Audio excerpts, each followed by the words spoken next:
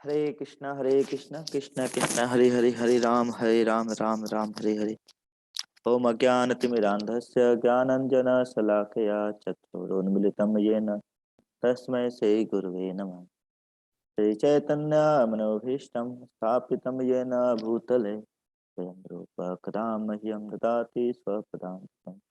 वन्देऽहं श्रीगुरु देवतापदकमलं श्रीगुरुन् वैष्णवांश्च श्रीरूपां सागजातं सहगण रघुनाथान्वितं तं सजीवं साद्वैतं सावधूतं परिजनसहितं कृष्णचैतन्यदेवं श्रीराधा कृष्णपादान् सहगण ललिता श्रीविशाखान्वितांश्च हे कृष्णा करुणा सिन्धु दीनबन्धु जगत्पते गोपेश गोपिका कांत राधा कांत नमस्तुते तप्त कांचन गौरांगी राधे वृंदावनेश्वरी विश्वभानुसुते देवी प्रणमामि हरिप्रिये वाञ्छाकल्पतरुभ्यश्च कृपा सिन्धुभ्यैव च पतितानां पावनेभ्यो वैष्णवेभ्यो नमो नमः।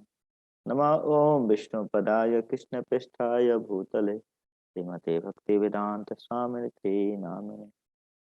नमस्ते सरस्वती देवे गौरवाणी प्रचारिणे शून्यवादी पाश्चात्य देश तारिणे।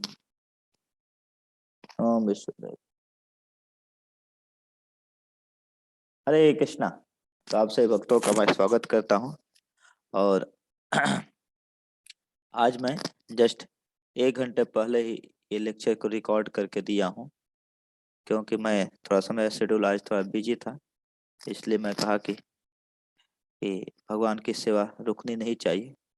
इसलिए आप लोग के आज्ञा से, आप लोग के परमिशन से मैं इसको रिकॉर्ड करके आप लोग को प्रोवाइड करने का प्रयास कर रहा हूँ।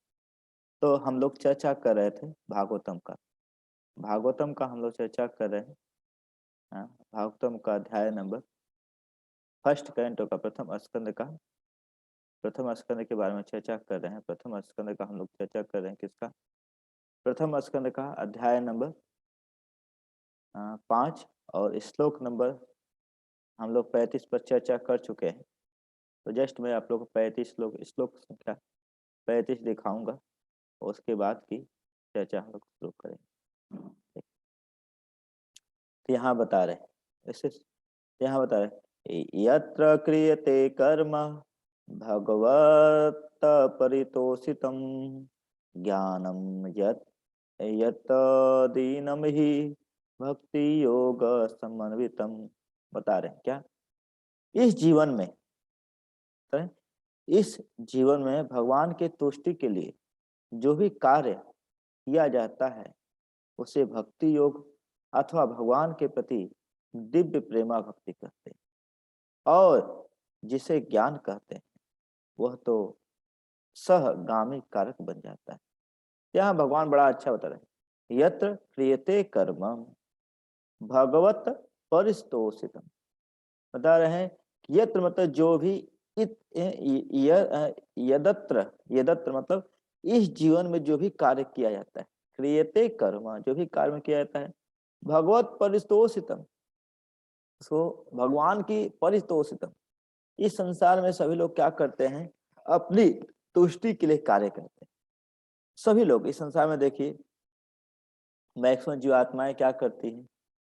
अपनी तुष्टि के लिए कार्य करते हैं। तो अपनी तुष्टि के लिए नहीं कार्य करना है। यहाँ बता रहे हैं, यहाँ पर क्या बता रहे हैं? भगवत परितोषितम।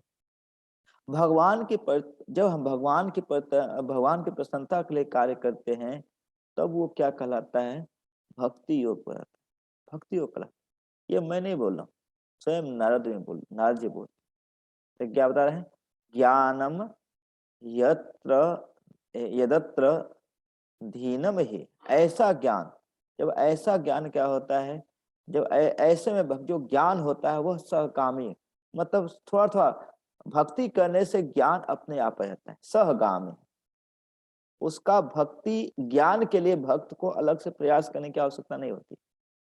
कहीं से अलग से प्रयास नहीं करना है एक भक्त को। ज्ञान भक्त के पीछे पीछे जाता है। हम सोचें ज्ञान के पीछे जाएंगे तो ज्ञान ज्ञान से क्या होता है, ज्ञान से व्यक्ति के अंदर अहंकार आता है, लेकिन जब भक्ति करता है, भक्ति से अहंकार नहीं आता। अब भक्ति के लिए ज्ञान क्या है, वो फेवरेबल है, तो भक्ति रूपी ज्ञान लेना चाहिए। ज्ञान मतलब ये कि सबसे बड़ा ज्ञान कि मैं भगवान का अंश हूं। और बताया जाता है कि केवल जो जो भक्त होते हैं, भक्त और ज्ञानी में दो अंतर है, सबसे बड़ा अंतर है। देखिए, कोई बोलता है कि भक्त भक्त और ज्ञानी में क्या अंतर है, कोई पूछ सकता है। तो भक्त मतलब एक एग्जाम्पल मैं सुनाता हूँ। एक एग्जाम्पल, जैसे बिल्ली होती है, बिल्ली बिल्ली देखे होंगे आप सब लोग, घर में होती है।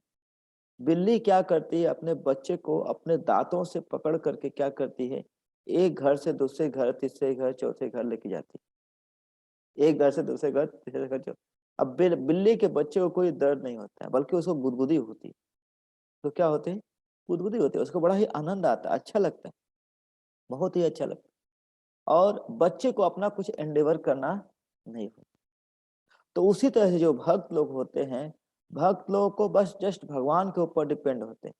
भक्त लोग भगवान के बिल्ली के बच्चे की तरह, जैसे बिल्ली का बच्चा माँ पर डिपेंड रहता है, उसी तरह से भक्त हमेशा भगवान पर डिपेंड रहता है। तो भक्तों का केयर कौन करता है, स्वयं भगवान करते हैं, स्वयं भगवान करते हैं। लेकिन जो ज्ञानी लोग होते हैं, जो ज्ञानी लोग होते हैं, वो कैसे होते हैं, बंदर के बच्चों की तरह, बंदर के बच्चों की तरह। जैसे बंदर क्या करता है, एक डाल से जब दूसरे डाल कूदता है, तो अपने बच्चा उसका क्या होता है, उसको माँ के पीठ पर चढ़ जाता है या पीछे पकड़ लेता है। अब कूदते समय मान लीजिए बच्चा गिर गया, जिम्मेदारी कूदते समय बच्चा गिर गया तो माँ की जिम्मेदारी नहीं है, माँ प्रयास करती है, लेकिन बच्चा गिर गया तो क्या करे, तो बच्चे की जिम्मेदारी है कि माँ को कस के पकड़े, माँ को क्या करे, कस के पकड़े।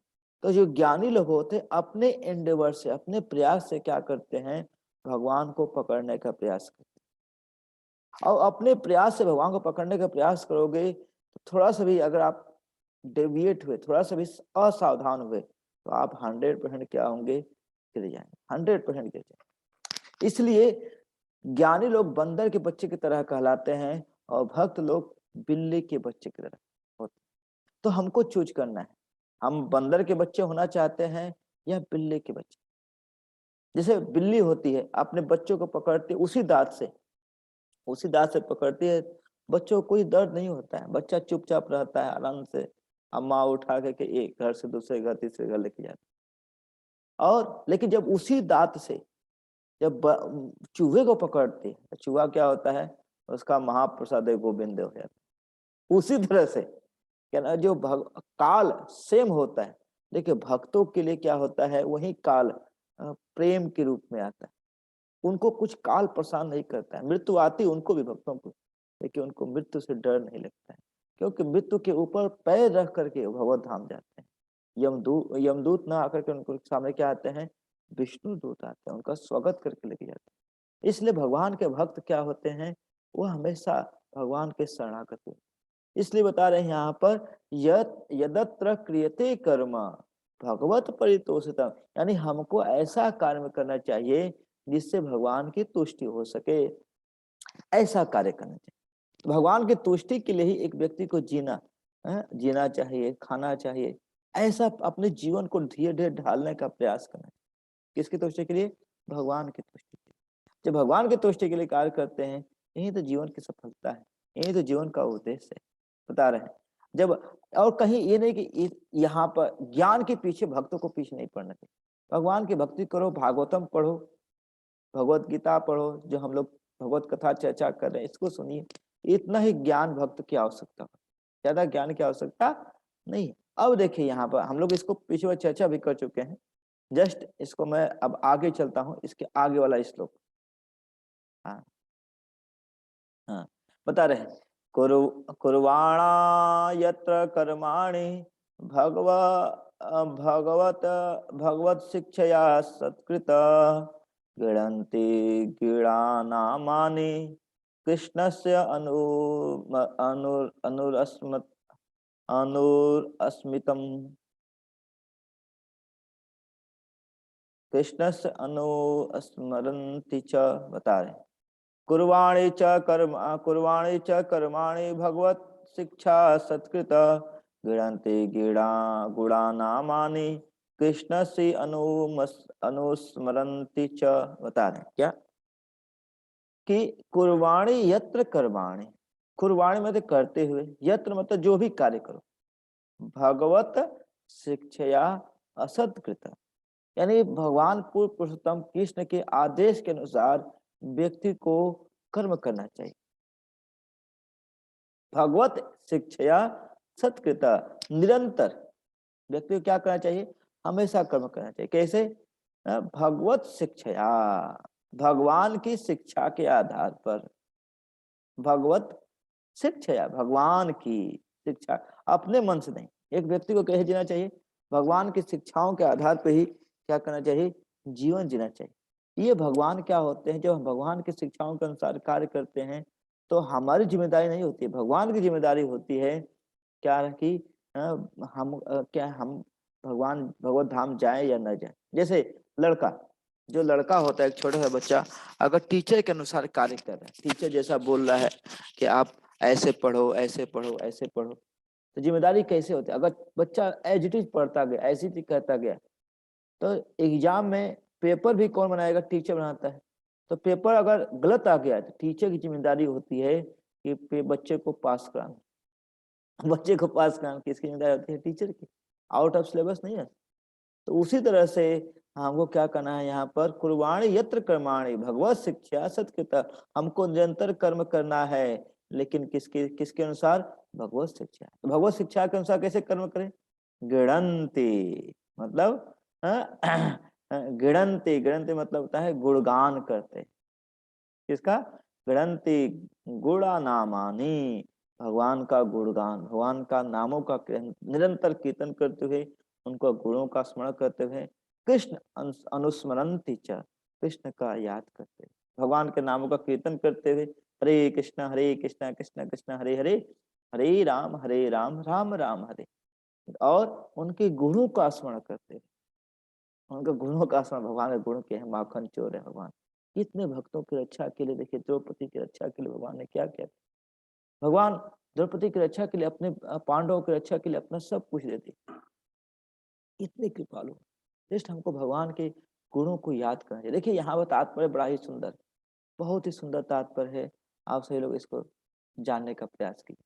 देखिए यहाँ बता रहे, भगवान का कुशल भक्त अपने जीवन को इस प्रकार ढालता है, क्या, हमको अपने जीवन को इस प्रकार बनाना है, आपको जीवन को एडजस्ट करना है। कैसे, कैसे, चाहे वह इस जीवन के सभी प्रकार के कर्म करे या अगले जीवन के लिए वह निरंतर भगवान के नाम, यश, गुण इत्यादि का स्मरण करता रहे। यहाँ प्रभुपाद जी बताना चाहते हैं, देखिए ध्यान से, कि हमको अपने जीवन को ऐसे ढालना चाहिए कि हम अपने अपने इस जीवन में या अगले जीवन में हर जो भी कार्य करें वो क्या कर सके, भगवान का नाम का गुणगान कर सके, भगवान के यश, भगवान की कीर्ति को, गुणों को याद कर सके। हमको ढालना है, ये करना थोड़ा सा मुश्किल होगा, थोड़ा सा टफ है, मैं मानता हूँ। लेकिन देखिए, देखिए जैसे गलवान घाटी होती है, सैनिक होते हैं, जैसे हमारे आर्मी वाले जाके गलवान घाटी में रहते हैं, लड़ते हैं, उनका शरीर उतना फेवरेबल नहीं होता है, देखिए प्रयास करते हैं, गवर्नमेंट उनको फैसिलिटी देती है। उसी तरह से हम लोग को अपने आप को एडजस्ट करना है, कि हमको एडजस्ट करना है कि भगवान का जीव, भगवान का निरंतर स्मरण कैसे हो सके, ढालना चाहिए हमको अपने आप को, उस तरह से प्रैक्टिस करना है। फिर क्या बता रहे हैं, भगवान का आदेश क्या है, भगवत गीता के भगवत गीता में सुस्पष्ट है, क्या है, मनुष्य को जीवन के समस्त क्षेत्र में भगवान के लिए ही कर्म करना चाहिए। जीवन के समस्त क्षेत्र, यहाँ क्षेत्र शब्द बड़ा इंपॉर्टेंट, क्या क्षेत्र शब्द इंपॉर्टेंट है, क्योंकि जीवन में हर कोई न हर डिपार्टमेंट है। सोचते हैं अच्छा क्या नाम है कि पढ़ाई अलग है, भक्ति अलग है। यस, पढ़ाई अभी तो स्टार्टिंग के लिए पढ़ाई भक्ति अलग है, लेकिन जब आप आगे धीरे धीरे करो तो पढ़ाई ही भक्ति हो जाए, भक्ति ही पढ़ाई हो जाए, पढ़ाई ही भक्ति हो जाए, भक्ति ही क्या हो जाए, पढ़ाई हो जाए। यानी ऐसे हमको कर्म करना चाहिए। ये थोड़ा सा आज कलयुग में टफ है, लेकिन ऐसा बिजनेस बनाना चाहिए, ऐसे कार्य करना चाहिए, हर पल पर मैं कृष्ण की तरफ बढ़ूं, हर पल तो इसलिए कम से कम 50 साल तक, क्या कोई बात नहीं स्टार्टिंग में थोड़ा टफ होगा, लेकिन जब तक पढ़ाई कर रहे हैं भगवान को याद करते हुए पढ़ाई कीजिए, फिर जॉब कीजिए, परिवार को पालिए। लेकिन 50 साल के बाद धीरे धीरे हमको केवल भगवत कार्य के लिए ही अपने आप को डेडिकेट करना चाहिए 50 साल के बाद। आज तो 50 साल में लोग बूढ़े हो जा रहे हैं, क्या किया जाए, कम से कम 50 साल में तो कर लो भाई। बता रहे हैं भगवान को जीवन के प्रत्येक क्षेत्र में स्वामी के रूप में स्थित होना चाहिए, यानी हर क्षेत्र में भगवान को मालिक समझना चाहिए, हर क्षेत्र। कि भगवान एक घर के मालिक आप हैं, कार के मालिक आप हैं, क्या नाम है, ये जो गाय बछड़े हैं आपके हैं, ये जो पूरा का पूरा जो ये कंपनी है आपकी है। भगवान को मालिक समझना चाहिए, अपने आप को नहीं। I am just servant, I am the just, क्या नाम है, टेकिंग केयर, मैं आई एम केयर टेकर, मैं केयर टेकर हूँ। पता है वैदिक अनुष्ठान के अनुसार ब्रह्म, इंद्र, ब्रह्मा, सरस्वती तथा गणेश जैसे कतिपय देवताओं की पूजा तक में प्रत्येक दशा में विष्णु जी का प्रतिनिधित्व यज्ञेश्वर के रूप में होना चाहिए। ये आप लोग अपने घर में थोड़ा सा यज्ञ करवाते होंगे या होम जप जो भी करवाते होंगे, वहां पर क्या होता है, किसी की पूजा होती घर में, तो वहां पर क्या है, विष्णु किसके, शालिग्राम शिला की पूजा होती। भले ही देवताओं में अग्रणी गणेश जी की पूजा होती है, लेकिन गणेश जी जानते हैं, आप लोग को जान के आश्चर्य होगा, गणेश जी इतने महान क्यों हुए? क्योंकि ब्रह्म संहिता में बताया गया है, गणेश जी अपने सर पर क्या करते हैं, भगवान नरसिंह देव के चरण कमलों को धारण करते। अब भगवान नरसिंह देव के चरण कमलों को धारण करने के कारण से वो देवताओं में श्रेष्ठ हुए। हाँ, एक कहानी तो यह भी है, क्या नाम है, कि उन्होंने, क्या नाम है, अब शिव जी को, अब पार्वती जी को अपना क्या नाम है, उन्हीं के परिक्रमा की, उन्हीं की परिक्रमा, तो उन्हीं की परिक्रमा करके देवताओं में क्या हो गए, श्रेष्ठ हो गए। क्या बताया गया, क्या आप लोग सुने होंगे स्टोरी, कि शिव, क्या नाम है, सभी देवताओं में होड़ लगी, किसकी अग्र पूजा होगी। तो बताया गया कि जो इस ब्रह्मांड का चक्कर लगाकर सबसे पहले आ जाएगा, उसकी पूजा क्या होगा, अग्रणी होगा। तो जब, क्या नाम है, गणेश जी की बात आई, सभी लोग देवता अपना अपना अस्त्र शस्त्र लेकर के अपने सारथी लेकर निकले, लेकिन गणेश जी ने कहा कि मैं कैसे करूं। तो गणेश जी गए जस्ट अपने माता पिता को, यानी शिव और पार्वती जी को, शिव पार्वती जी को लेकर के क्या हुआ, उन्हीं को, उनको प्रणाम करके उनके चारों ओर परिक्रमा लगा के बैठ गए। तो कई लोग कहते हैं कि माता पिता ही भगवान है। नहीं, माता पिता भगवान नहीं है, भगवान के सेवक हैं वो भी। माता पिता क्या है, भगवान के सेवक हैं। और गणेश जी जानते थे कि जो मेरे माता पिता हैं, जो शिव और पार्वती हैं, वो कौन है, वैष्णवा नाम यथा शंभु है, वैष्णव में शिरोमणि है। और जो माता पिता भगवान के भक्त होते हैं, वो गुरु भी हैं। ये शिव पार्वती क्या है, गुरु है। शिव जी क्या है, 4 संप्रदाय में एक संप्रदाय शिव जी का है। तो गुरु जी का परिक्रमा, गुरु शिव माता पिता मान के नहीं पूजा किए थे गणेश जी, वो अपना गुरु मान करके पूजा किए थे। तो गुरु का जो पूजा करता है वो सबसे आगे हो जाता है, सबसे आगे होता है। तो यहाँ पर गुरु की महिमा को बताया गया, केवल माता पिता की महिमा को नहीं। माता पिता तो महान है ही, लेकिन माता पिता कब महान होते हैं, जब वो विष्णु के भक्त होते हैं, वो विष्णु के भक्त होते हैं। अगर माता, जैसे नहीं तो देखिए प्रहलाद महाराज, उनके पिताजी क्या थे, क्या शैतान थे, लेकिन विष्णु के भक्त नहीं थे, क्योंकि विष्णु भक्त नहीं थे। अब उनके सामने उनके पिताजी को मारा जा रहा था, इसका मतलब क्या नाम है कि प्रहलाद महाराज ने गलत किया? नहीं, प्रहलाद महाराज गलत नहीं किया। प्रहलाद महाराज जानते थे कि पिताजी पिताजी है, पिताजी की पोजीशन कोई ले नहीं सकता है, लेकिन वो पिता सर्वश्रेष्ठ पिता होता है जो विष्णु का भक्त है। इसलिए प्रहलाद महाराज ने शिक्षा भी देना चाहा किसको, अपने पिताजी को, हे पिताजी क्या कर है कि विष्णु का स्मरण कीजिए, श्रवणम कीर्तनम विष्णु, हे पिताजी अब जीवन का अंतिम अवस्था आने वाला है, आप विष्णु का स्मरण कीजिए, जीवन का उद्देश्य विष्णु का होना चाहिए। लेकिन पिताजी माने नहीं, पिताजी गुस्सा हो गए प्रहलाद महाराज के ऊपर। तो उसी तरह से एक साधक लेकिन गणेश जी क्या है, गणेश जी देखिए उनके पिताजी जो कौन, शिव और पार्वती भगवान के भक्त हैं, टॉप क्लास के, छोटे मोटे भक्त नहीं, टॉप क्लास के। और जब ऐसे माता पिता जब भगवान के भक्त होते हैं, तो एक साधक के लिए माता पिता गुरु के समान है। कई लोग बोलते हैं कि माता पिता ही गुरु हैं, माता पिता ही भगवान है। यस, माता पिता गुरु हैं, लेकिन वो माता पिता जन्म देने से कोई गुरु नहीं हो जाता है, जन्म देने से कोई गुरु नहीं होता है। माता पिता जब भगवान के भक्त हैं और बच्चों को भगवत कार्य के लिए प्रोत्साहित कर रहे हैं, तो वो गुरु है। तब गुरु बनने की जिम्मेदारी, नहीं तो कुत्ता बिल्ली है, कुत्ता बिल्ली क्या नाम है कि कुत्ता जब बच्चा जन्म देता है तो वो भी अपने बच्चे को खाना सिखाता है, बच्चों के लिए सब कुछ चलना सिखाता है। तो क्या कुत्ता भी गुरु हो गया? नहीं। इसलिए गुरु माता, मेरे कि माता पिता के खिलाफ नहीं हूँ, मैं नहीं कर रहा, लेकिन माता पिता को भी जिम्मेदारी समझना चाहिए कि बच्चे पैदा करने के लिए क्वालिफिकेशन क्या है, योग्यता क्या है। इसलिए माता पिता को सबसे पहले भक्त बनना चाहिए। और जो माता पिता भक्त हैं, शास्त्र ऐसे माता पिता को कभी छोड़ने को नहीं बोलते, उनका हमेशा टेक केयर करने को बोलते हैं, हमेशा टेक। तो इसलिए माता पिता अगर हम लोग हैं तो हमको अपनी जिम्मेदारी करना चाहिए, बच्चे फिर अपनी जिम्मेदारी करेंगे। हम अपनी जिम्मेदारी करते नहीं, बच्चे बोलते हैं कि माता पिता भगवान के समान हैं माता पिता ही गुरु है। क्या हम गुरु बनने के योग्य हैं? अपने अपने अपने अंदर झांक के देखो, क्या हम बच्चे पैदा कर दिए गुरु हो गए?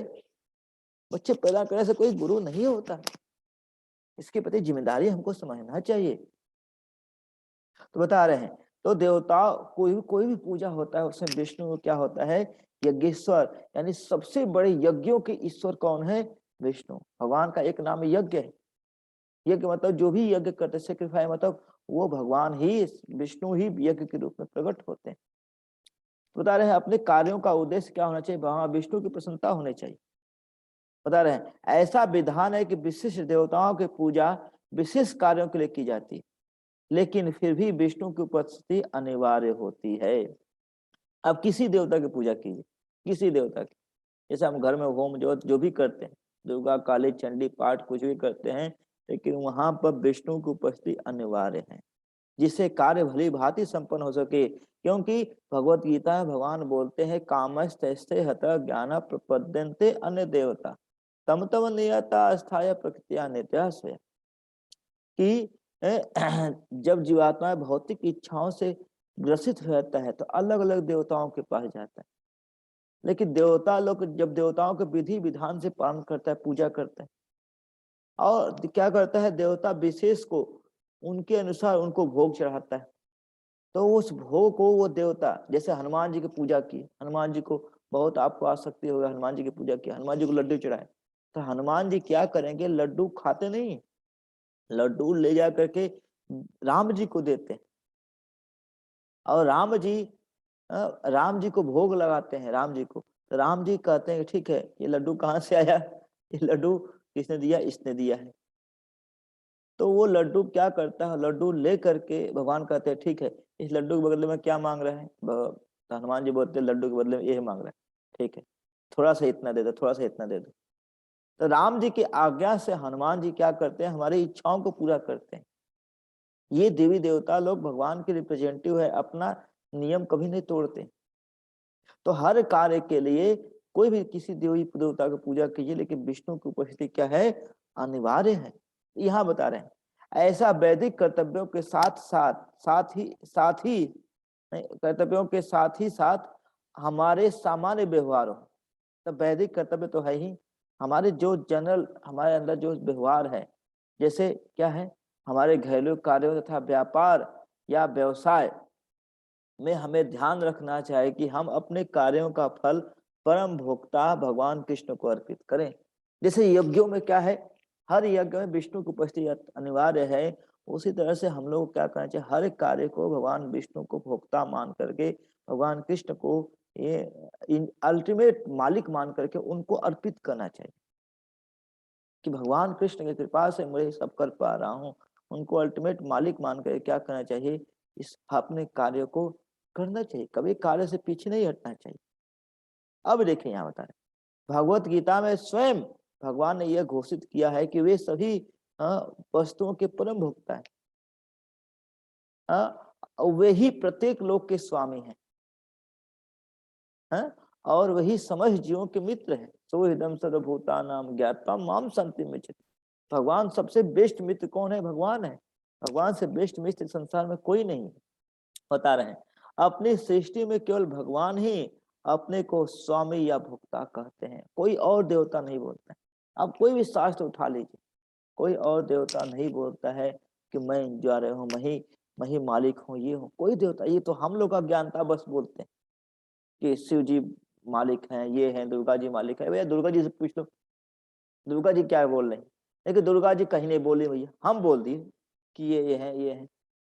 ये हमारी क्या है? अज्ञानता है, ये हमारी अज्ञानता है। फिर आगे देखिए होता है, बड़ा अच्छा बता रहे हैं। हाँ क्या बता रहे हैं यहाँ, देखिए ध्यान से कि शुद्ध भक्त इसे सदैव स्मरण रखता है और ऐसे करते समय वह भगवान के दिव्य नाम यश तथा गुणों को दोहराता जाता है।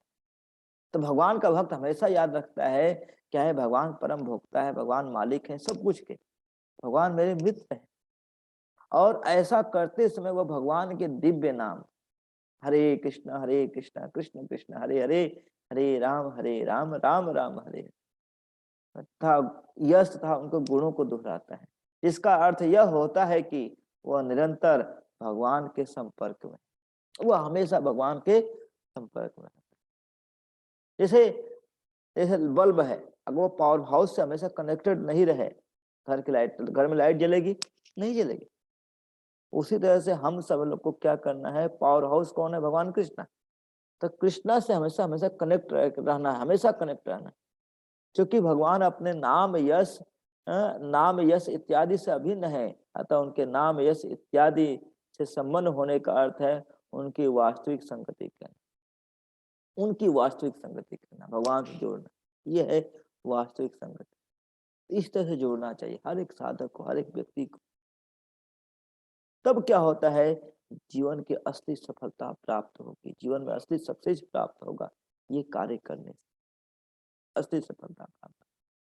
अब देखिए यहाँ बता रहे, हाँ बड़ा अच्छा होता है क्या है कि हाँ हमारी देखिए कैसे हमारी आर्थिक आय का, देखिए प्रभुपाद बोलते हैं, मैंने बोले हमारी आर्थिक आय का कम से कम 50% हिस्सा भगवान कृष्ण के आदेश की पूर्ति में व्यय होना चाहिए।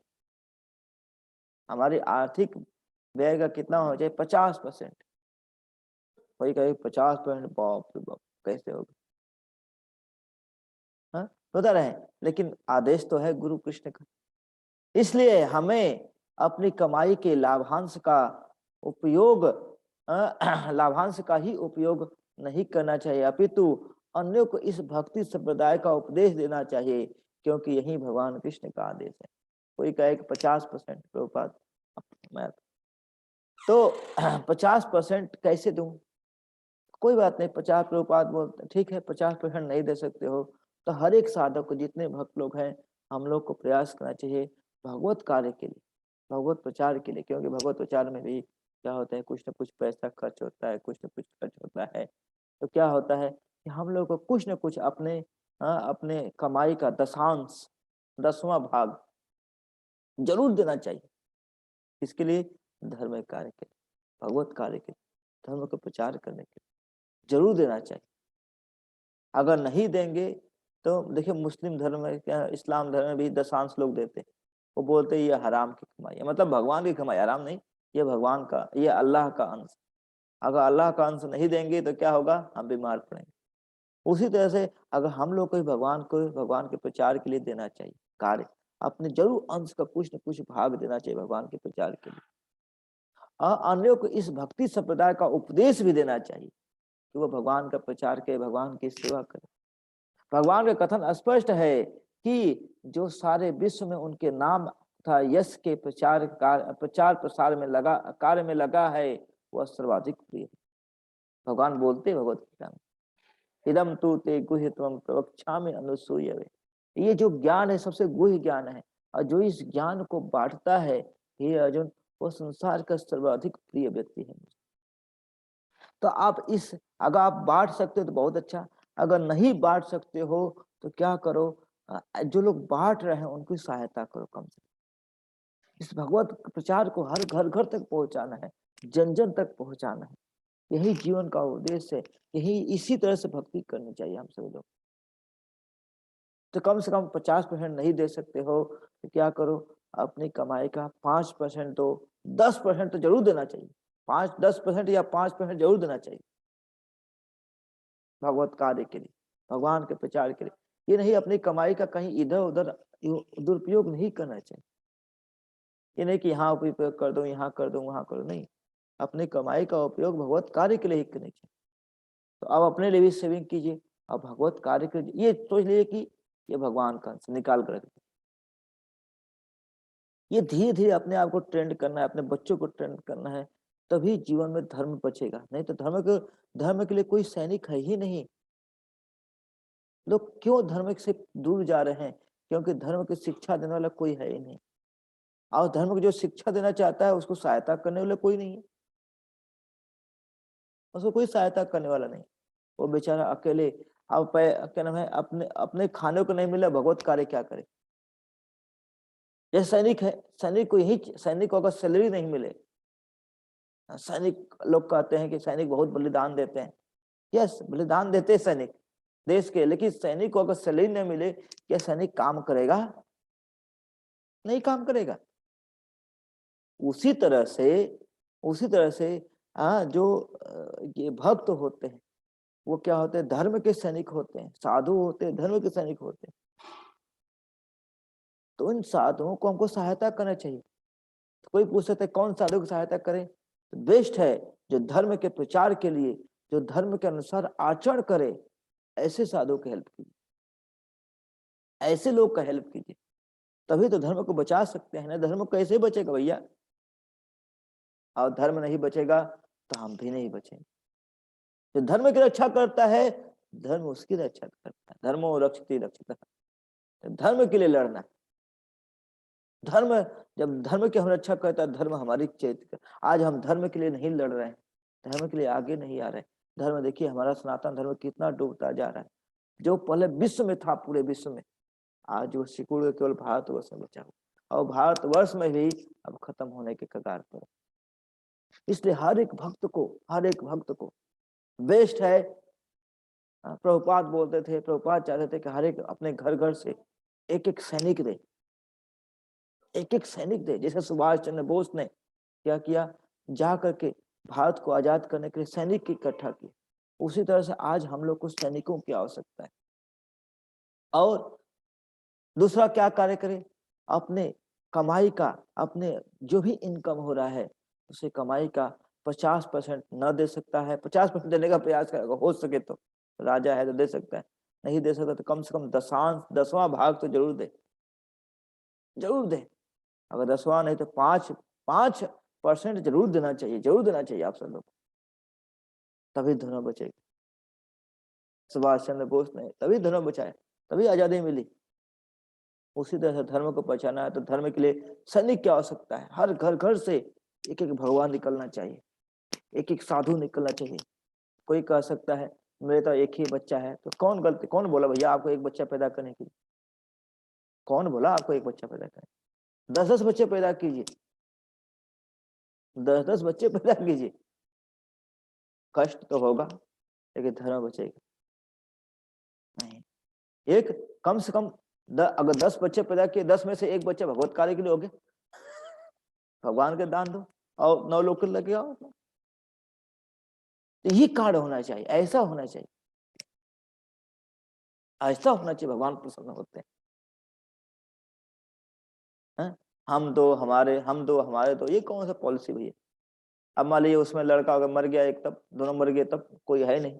जैसे एक लड़का बताया था मुझको, तो जो मेरे गांव में है, उनका एक लड़का था, वो सोचे कि हम दो हमारे एक ही होगा, और वह बाद में क्या हो, लड़का एक्सीडेंट से मर गया, कोई है ही नहीं घर में। नहीं, ये हम दो हमारे दो वाला पॉलिसी खतरनाक है। अब तो हम दो हमारे एक हो गया। नहीं, संख्या के बल पर ही धर्म को आगे बढ़ा सकता है। अगर आप नहीं संभाल सकते तो हमको दो, हम धर्म के प्रचार के लिए उसको योद्धा बनाएंगे, समाज को बचाने के लिए धर्म योद्धा बनाएंगे। आज आवश्यकता है इसकी, धर्म कौन बचाएगा? तो हर हर चीज का, अपनी हर चीज का 50% देना चाहिए। यानी अगर 10 बच्चे तो 5 बच्चे भगवान की सेवा के लिए। 5 बच्चे तो दे नहीं सकते आप, तो कम से कम 1 बच्चा दो।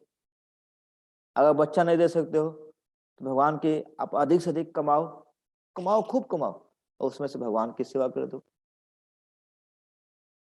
भगवान का प्रचार कर दो।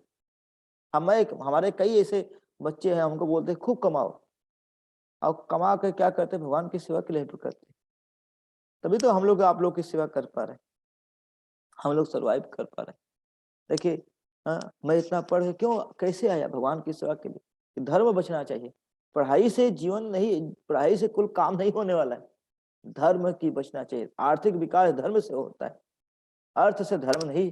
कहना है कि अर्थ से केवल धर्म की रक्षा नहीं कर सकते, अर्थ सपोर्ट करता है धर्म को, लेकिन धर्म से ही अर्थ आता है। धर्म के लिए आगे आइए आप सभी लोग। तो भगवान के आदेश, भगवान के प्रचार कार्य के लिए सब लोग को जीवन को समर्पित कर देना चाहिए।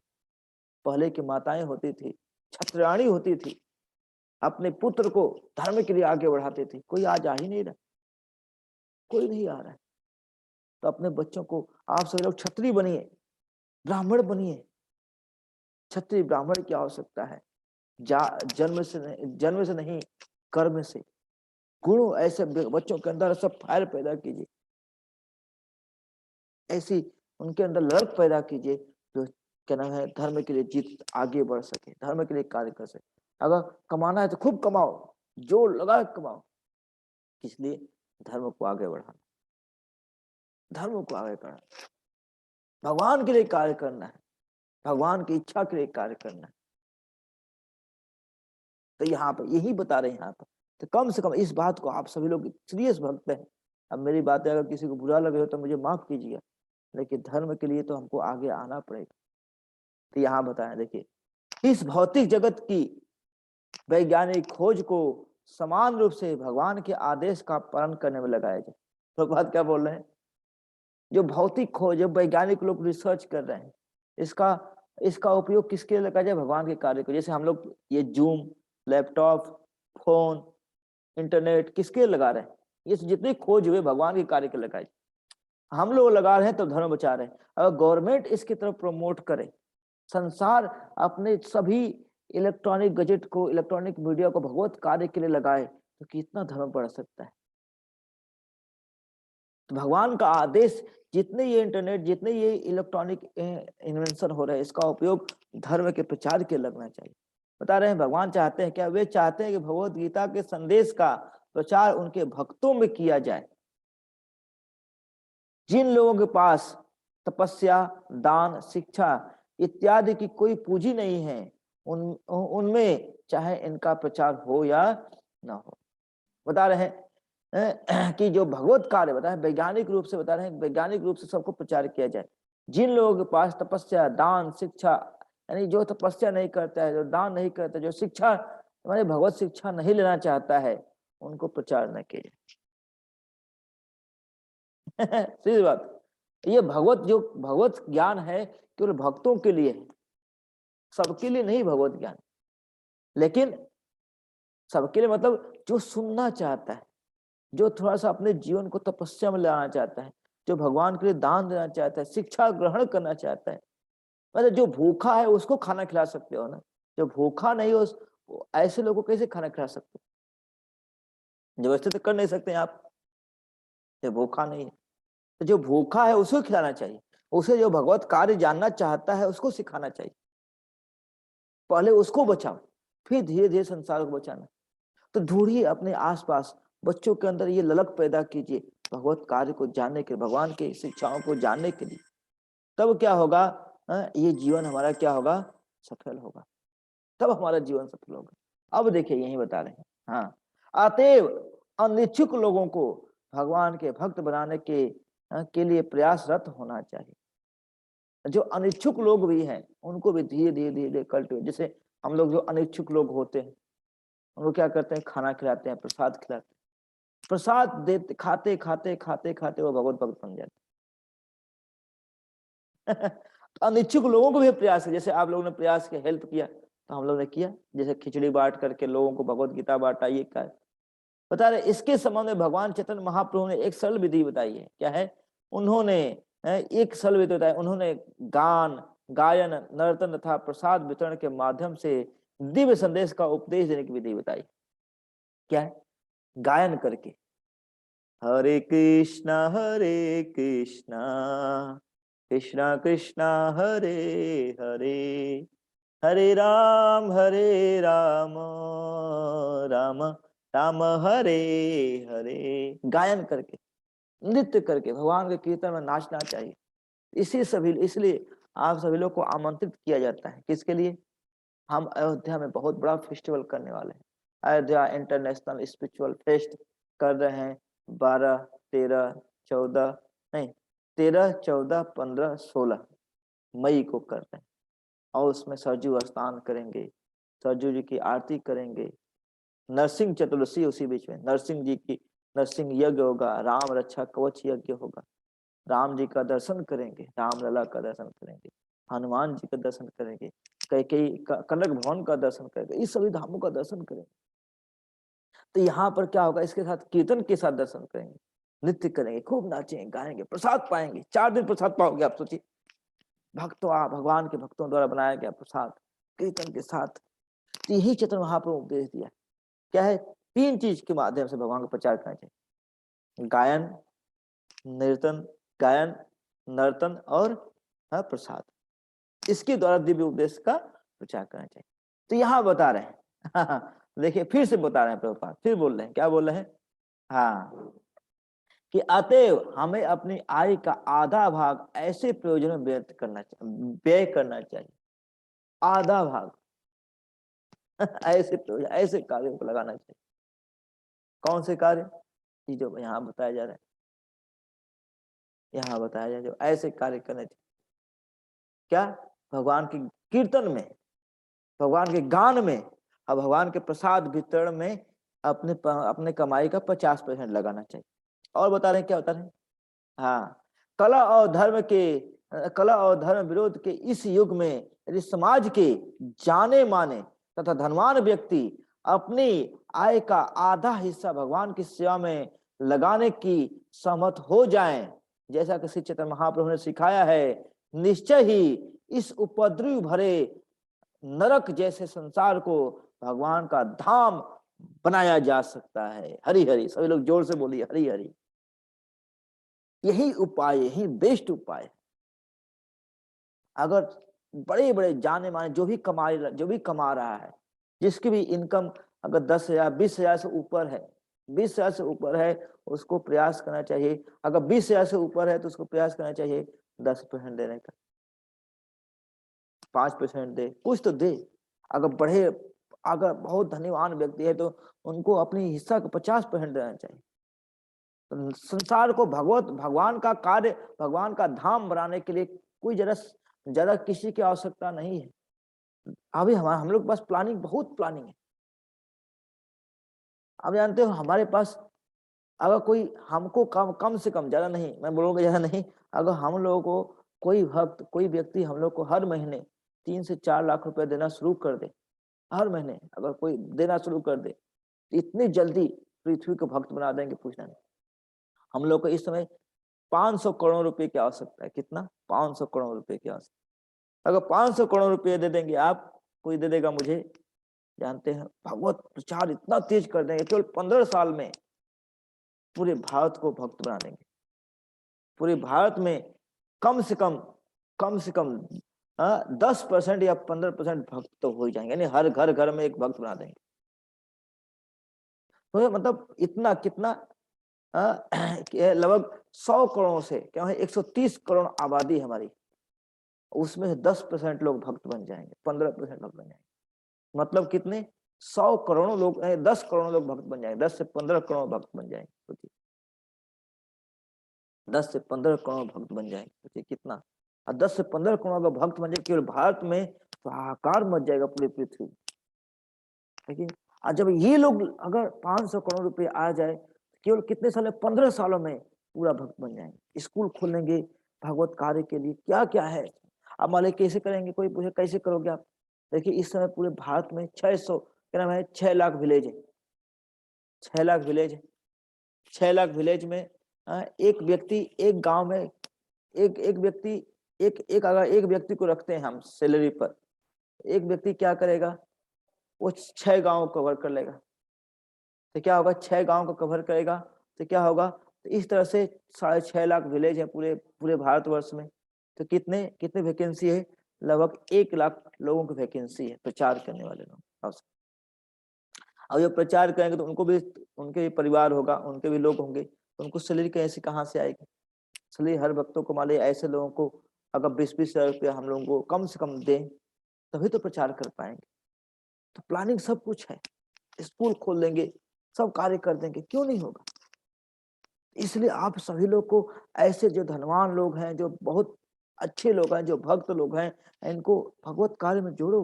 धर्म ये उपद्रव खत्म कर दे सकते हैं, खत्म कर सकते हैं अगर लोगों को धर्म कार्य के लिए अगर अर्थ की व्यवस्था हो जाए तो। हम लोग तैयार हैं, हमारे सुंदर गोपाल प्रभु, हमारे गुरु महाराज प्रभुपाद धर्म के नाम इसके लिए लड़ना चाहते हैं, आगे बढ़ना चाहते हैं। कर्म काम करो, प्रचार करो, बड़े बड़े लोगों को भगवान की भक्ति ही जोड़ो। देखिए जैसे हमारे अयोध्या में ही अगर एक अगर जमीन लेकर के यहाँ पर गुरुकुल खोल दिया जाए, कितने लोगों को बचाया जा सकता है। देखिए कोई मिल ही नहीं रहा है, सब लोग पैसे पैसे के पीछे भाग रहे हैं, कोई देने वाला है ही नहीं जमीन, हम लोग इधर उधर भटक रहे। तो कैसे कार्य होगा। हर प्रभुपाद की इच्छा थी हर गांव गांव में एक एक भगवान का सेंटर होके। देखिए मुस्लिम, देखिए हर गांव में एक जहां मुस्लिम 10 रहेंगे वहां पे एक मस्जिद बन जाएगा। तो हम लोग क्यों नहीं कार्य करें ऐसे भैया, हम क्यों नहीं कार्य करें ऐसा कार्य कि अपने घर को ही भगवान का मंदिर बना के भगवत प्रचार। मंदिर मतलब ये नहीं कि मंदिर बनकर पूजा होना, नहीं, मंदिर मतलब जहाँ प्रचार होता है वो मंदिर कहलाता है। लेकिन वैसे तो भारतवर्ष में लाखों करोड़ों मंदिर हैं, लेकिन वो मंदिर बेकार है क्योंकि वहां भगवत प्रचार नहीं हो। अगर कोई स्कूल है वहां पर शिक्षा नहीं हो रही है, केवल स्कूल खंड ऐसे खुला हुआ है, किसी काम का है स्कूल। उसी तरह से मंदिर का उद्देश्य क्या होना चाहिए, भगवत प्रचार, भगवत कार्य के लिए होना चाहिए मंदिर का उद्देश्य। हर एक मंदिर को शिक्षा के गुरुकुल में कन्वर्ट करो, ये आप लोग का उद्देश्य होना चाहिए। हर एक मंदिर को गुरुकुल में कन्वर्ट करिए, ये हमारा कार्य होना चाहिए। तब संसार को नरक से बचाया जा सकता है, नहीं तो नरक बन जाएगा। महाप्रभु यही शिक्षा देते हैं। जहां अच्छा गायन नर्तन तथा प्रसाद बट रहा हो वहां जाने से कोई इंकार नहीं करेगा। जहां पर अच्छा कीर्तन होगा, जहां पर नृत्य होगा, प्रसाद बटेगा, वहां पर कोई व्यक्ति जाने से रोकेगा नहीं। ऐसे समारोह में सभी सम्मिलित होना चाहेंगे और हर एक को भगवान की दिव्य उपस्थिति का अनुभव हो। हर एक व्यक्ति he can feel the presence of the God। अब जब ऐसे कीर्तन में आएगा, नाचेगा, हरे कृष्णा कृष्ण कृष्ण हरे हरे, हरे राम राम राम हरे हरे, वो जानते हैं उसे उसका हृदय इतना मक्खन के समान कोमल हो जाएगा, सॉफ्ट हो जाएगा, वो तुरंत भगवान का भक्त बन जाएगा और तुरंत काम क्रोध लोभ की इच्छाएं मुक्त हो जाएगा। लेकिन इसको बचाने वाला कोई है नहीं, गांव गांव में जाने वाला कोई है ही नहीं, प्रचार करने वाला है ही नहीं। मुझको रोज एक जगह हर रोज तो कोई ना कोई कॉल आता है, प्रभु जी यहाँ पर आ जाइए, प्रभु जी यहाँ पर आ जाइए। मैं कहा कि मेरे पास सैनिक कम है, मैं कहाँ जाऊं भैया, मेरे पास सैनिक, मैं इतना व्यस्त हूँ। तो सैनिकों की आवश्यकता है और सैनिकों को आगे बढ़ाने के लिए धर्म की आवश्यकता है। तो हमारे पास इतने सैनिक है, उन्हीं के लिए नहीं, उन्हीं के लिए धन की आवश्यकता नहीं हो पा रही। कैसे हम लोग जी रहे हैं बस, ठीक है जी रहे, कोई बात नहीं, हम लोग को धर्म के प्रचार के लिए आगे बढ़ना चाहिए। अब देखिए यहाँ बता रहे हैं, इसी से सेवक को भगवान की संगति लाभ हो सकता है, किसे, गायन से, नर्तन से और प्रसाद से। और इस तरह वह आत्म साक्षात्कार के लिए अपने को शुद्ध बना सकता है, अपने को शुद्ध बना सकता है। और ऐसे आध्यात्मिक कार्य को सफलतापूर्वक संपन्न करने की एकमात्र शर्त यही है कि ये सारे कार्य ऐसे शुद्ध भक्तों के निर्देशन में संपन्न हो जो समस्त भौतिक इच्छाओं सकाम कर्मों तथा भगवान की प्रकृति के विषय में शुष्क चिंतन से मुक्त हो। तो जो ये कार्य है, भगवत कार्य सभी लोग नहीं कर सकते हैं। लेकिन देखिए इतने लाखों करोड़ों मंदिर हैं, लेकिन लाखों करोड़ मंदिर होने से नहीं, मंदिर का कौन लीड कर रहा है, कौन मालिक है। आज मंदिर में लोग क्या कर रहे हैं, अपने फायदे के लिए यूज कर रहे हैं। भगवत प्रचार जीरो है, शून्य है। लेकिन यहाँ पर उपाय बता रहे हैं कि ये जो आध्यात्मिक कार्य है, एक सफल, एक संपन्न व्यक्ति से, कौन, जो शुद्ध भक्त होके, शुद्ध भक्त की गाइडेंस में होके, जो भगवान के लिए ही जीवे, भगवान के लिए ही मरे, ऐसे लोग के गाइडेंस में होना चाहिए। ऐसे लोग के जीवन, ऐसे लोग के अनुसार कार्य करना चाहिए, जो समस्त भौतिक इच्छाओं से क्या होके मुक्त हो। मैं ये देखा हूं, मैं हमारे इस्कॉन में भक्त जो आजकल भक्त बन रहे हैं, हमारी इच्छाओं से मुक्त है। उनको बस क्या चाहिए, खाने को रोटी मिल जाए, 2-4 रोटी सुबह, 4 रोटी शाम को, खाने कपड़ा मिल जाए, प्रचार करने के लिए साधन मिल जाए, बस हो। तो ऐसे भक्तों के काम किया जाए जो मायावाद सिद्धांत न होके, जो अपने फायदे के लिए न सोचे, भगवान के लिए केवल कहा सोचे। ऐसे लोगों के गाइडेंस में किया जाएगा तभी ये सफल होगा, नहीं तो ये सफल नहीं होगा, नहीं होगा, नहीं होगा, नहीं होगा 100%। प्रभुपाद सत्य बता रहे, ये भगवत कार्य प्रचार कोई नहीं कर सकता है। प्रचार के लिए शिक्षा की आवश्यकता है, ये नहीं कि कोई प्रचार कर सकता है। और आप सब लोग चाहो तो प्रचार कर सकते हो, आप जैसे होनहार लोगों की आवश्यकता है। आज अर्जेंसी आ गई है धर्म को बचाने के लिए, धर्म को आगे बढ़ाने के लिए, तो हमको जानना चाहिए। देखिए अब बता रहे हैं आप, किसी को भगवान की प्रकृति की खोज, भगवान के प्रति की खोज की आवश्यकता नहीं है। भगवान ने स्वयं विशेष रूप से भगवत गीता में सामान्य रूप से अन्य वैदिक ग्रंथों में इसका वर्णन किया है। भगवान की खोज की उतनी आवश्यकता नहीं। भगवान कहाँ है, शास्त्र में वर्णन है भैया। हमें केवल उन्हें यथारूप ग्रहण करके भगवान का आदेश का पालन करना है। तो शास्त्रों में जो गुरु के आदेश से, शुद्ध भक्त के आदेश से हम जब कार्य करेंगे तो भगवान आ जाएंगे। इससे हमें सिद्धि पथ प्राप्त होगा, हो सकेगा। किसी को अपनी स्थिति छोड़ने की आवश्यकता नहीं होगी। विशेष करके विविध कठिनाइयों से इस युग में अपनी स्थिति स्थित पद में बना रहा जा सकता है, अपनी स्थिति में बना रहा जा सकता है। शर्त यह है कि उसे भगवान से तदात्कार होने का शुष्क चिंतन त्यागना होगा। उसको शुष्क चिंतन क्या होगा, त्यागना होगा। इस प्रकार अहंकार पूर्ण महत्वाकांक्षा को त्याग कर उसे चाहिए कि वह किसी प्रमाणिक भक्त से